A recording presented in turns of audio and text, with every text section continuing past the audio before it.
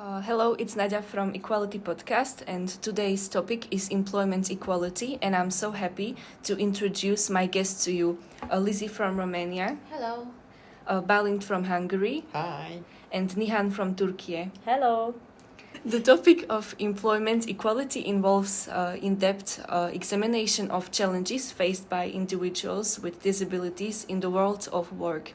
In this context, various initiatives and policies are being evaluated in order to identify and eliminate the obstacles to the employment of disabled people.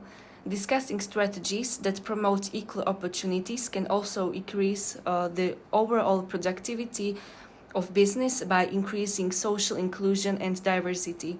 Therefore, it is a necessity to take effective steps in this to create a fair environment in the business world and allow everyone to use their potential on the maximum level, because everyone has the same rights to work. Approximately 1 in 6 people in the European Union lives with some kind of disability. According to European Union, only 50% of people with disabilities are employed, so others stay out of the labor market. Speaking about barriers, employers usually have most problems with the fact that due to disability, people may be absent in work more often, their work performance is weaker, providing safety during work can be problematic, the need to create workplace without barriers is difficult, and the bigger amount of time they need to give to the employee with disability is not in their interest. Employers also receive financial support to employ people who have some disabilities, but as reality shows, it's not that big motivation for them, and they still prefer to employ people without any disabilities. But I would like to also ask my guests, here is Balint, and I would like to ask you what are the barriers in Hungary, and maybe you could also mention us some good example. Yeah, I also want to say some general things. So, a big part of the exclusion is that employers are just trying to maximize profit and caring about people is only secondary. This is how the current system works, and employees are practically on the market, and as non-disabled people are easier to employ, and they are the majority, disabled people often have a hard time finding a job, as Nadia said. So one solution to this could be to motivate companies to employ disabled people, but this may not work in all cases. But the state can, for example, give money to build elevators or ramps, or paying part of the wage. It then stays profitable or is even more profitable to employ disabled people. This way the state is responsible to encourage companies with money and or regulations. In this regard, the communist ideology, in my opinion, has some advantages. Okay. Also, can you mention us some good examples from your country, if you know some? Companies can also help disabled people of their own free will, but without the help of the government, they have to make their business profitable to remain in the market. It's like it can be a bit hard. For example, my godbrother, who is autistic, used to work at a chocolate factory specially made for autistic people to work there, but sadly it had to close. I don't know the exact reason though why it had to close, but it's sad to see that. Thank you for your speech, and now I would like to ask Nihan from Turkey about your experience. Thank for you to invite me this podcast. I will say something to Turkey. The whole society needs to work together to make it easier for disabled individuals to participate in life.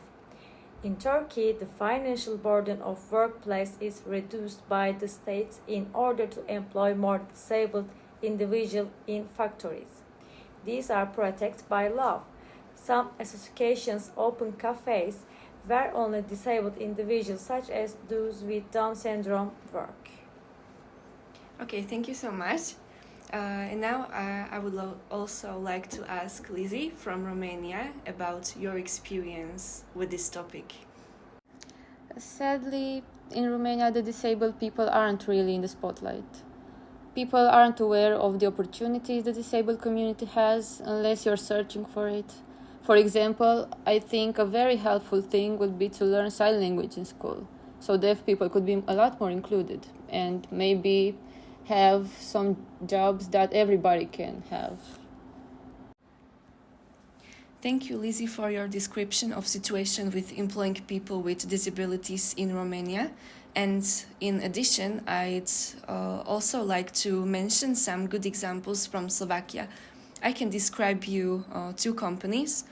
One is a specialized shop that sells toothbrushes and other dental supplies, and they are employing people with mental disabilities or disorders, such as Down syndrome or autism. And these people are learned how to help people to choose the right toothbrushes for them, and they also help the other colleagues with other things. And it is beneficial for both of them because they are erasing many preconceptions this way. And the other example is a hotel and restaurant called Bivio, and they employ people with mental disabilities.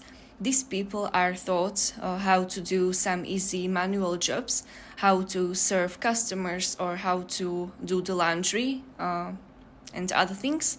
And by the time they are becoming absolutely independent in their job, and the owner of this restaurant and hotel said that they are taking this work as a mission because other companies are only focusing on profit, and this is not what they want to do.